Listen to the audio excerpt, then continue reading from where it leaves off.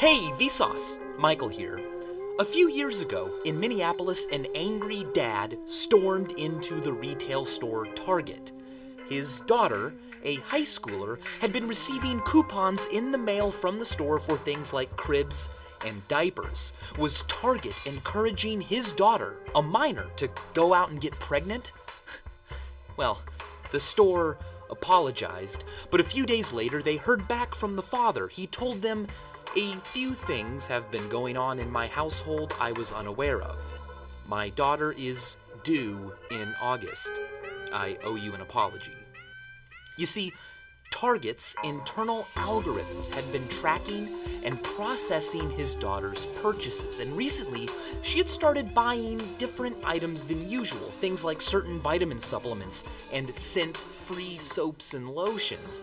Behaviors the system flagged as evidence she could be pregnant.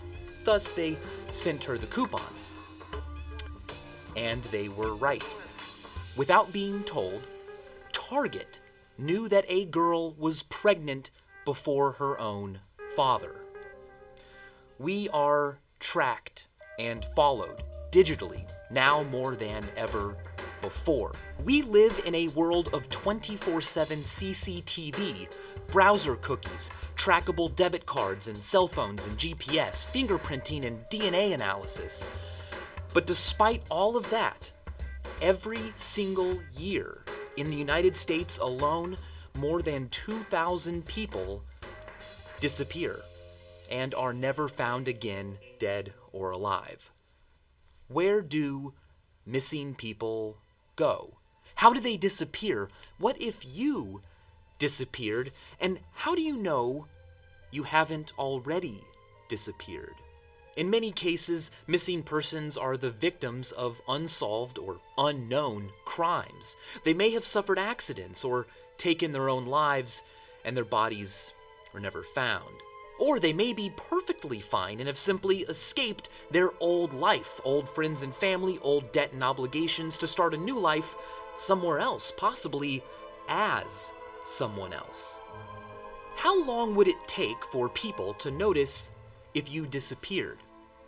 Well, think about it. I mean, it sort of depends on who you are, how you live, and how you disappeared. In most jurisdictions, after about 5 to 7 years, if no one has heard anything from you at all, you can be declared dead, in absentia. This is what happened to French astronomer Guillaume Legontie. In the 18th century, hundreds of people traveled far and wide to observe the transit of Venus from different locations on Earth. They knew that by comparing their measurements, they could calculate more accurately than ever before just how far away the sun was. So, Legontie left Paris in 1760 for Pondicherry in India. But after a storm blew him off course and the British occupied Pondicherry, he was forced to spend the day of the transit on a boat at sea, which rocked too much for accurate measurements to be taken. Now, the next transit would happen in 8 years, but after that, the next transit wouldn't happen for another 100 years. So he stuck around. He didn't return to Paris. Instead, he built an observatory and waited. When he finally returned to Paris 11 years after leaving, he found that he had been declared dead.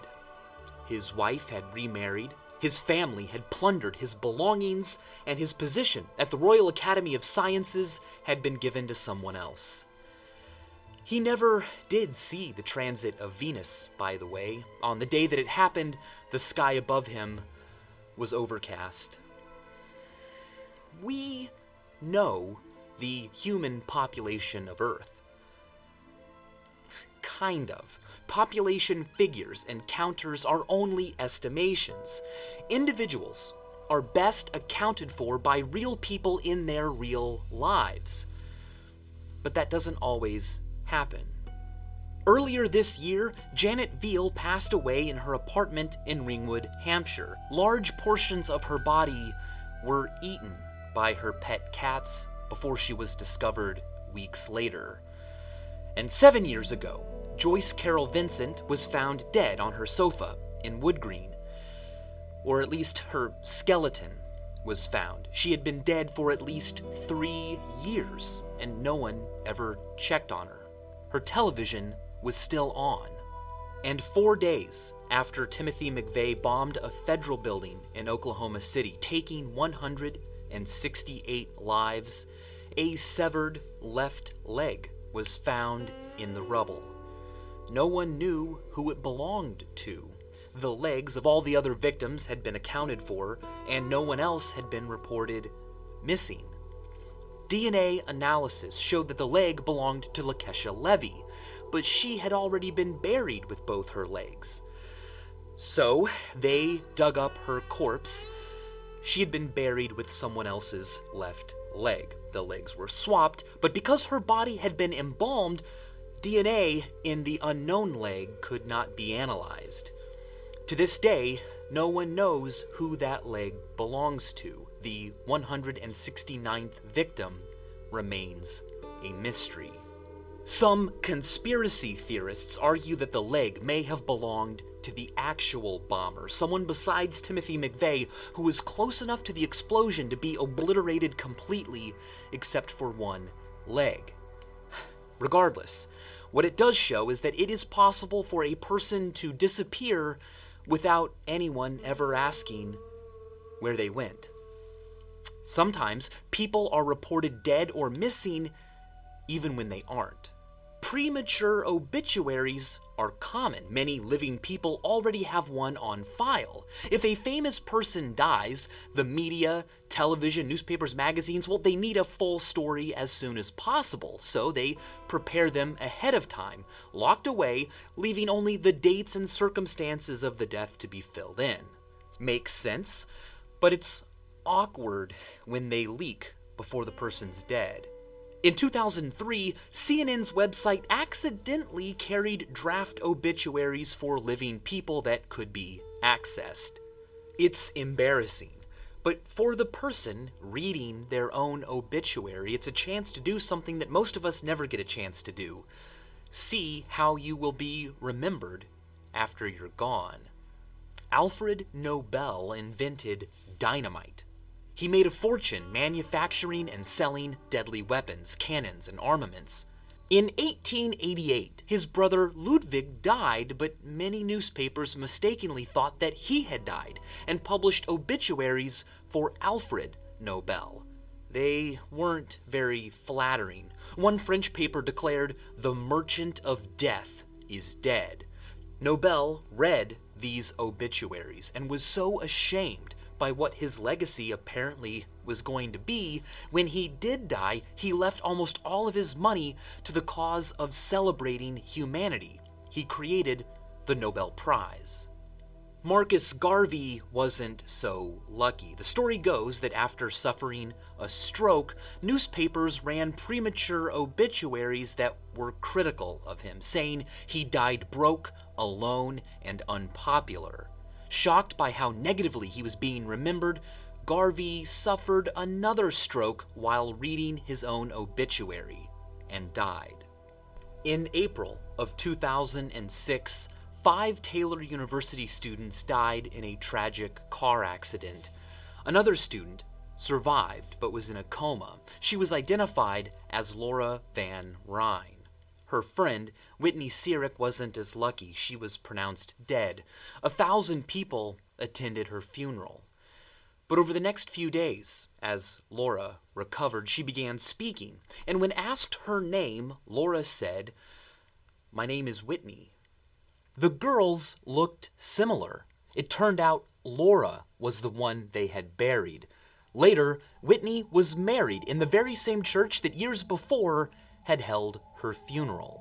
What if you are already missing and just don't know it? It's not known how often hospitals accidentally switch babies at birth. Modern hospital policies make it unlikely to happen, but because we don't all go out and get maternity and paternity tests for fun, there isn't a lot of data on the phenomenon. But it does happen. It's often discovered because of DNA tests administered to resolve child support disputes, Or, in the case of a 35-year-old woman in the Canary Islands, it's because in 2001, an employee at a store you're shopping at mistakes you for her best friend because you look exactly like her. Because she is your long-lost twin, separated from you since birth. And the sister you grew up with thinking was your twin turns out to be a biological stranger. What if you are missing, but the authorities don't know? Such is the life of the unreported missing. People in a country illegally, people estranged from their family and friends with no missing person report ever being filed, children of homeless mothers. These people aren't just missing, they are what is known as missing.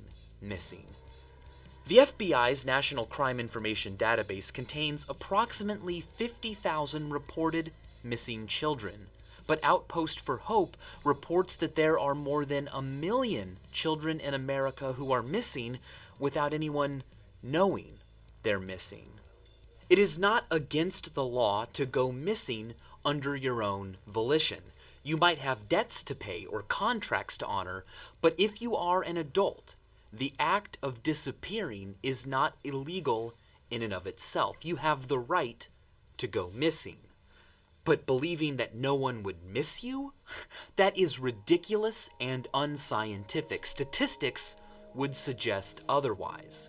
David Wong wrote one of the most powerful articles I've ever read. There is a lot of information out there. There's even a word for it, infobesity. It takes a lifetime to even experience some of it. It's easy to think that everyone knows everything that you know, but every year, more than 100 million new people are born, and not a single one of them is born knowing that they are made out of atoms, or that black holes are awesome. Someone needs to be there to tell them, to show them. How many jokes do you hear every day? Every week? How many jokes do you hear every year? Here's a fun thought. By considering average life expectancy and the typical number of jokes a person hears in a year, David Wong posited a thought, rough in its approximation but sharp in its essence. If you are under the age of 38, odds are the funniest joke you will ever hear is a joke you haven't even heard yet. And if you are over the age of 38, odds are you already know a joke that to more people than you could ever possibly meet might be the funniest joke they will ever hear. So wherever you are, we're glad you're there. And as always, thanks for watching.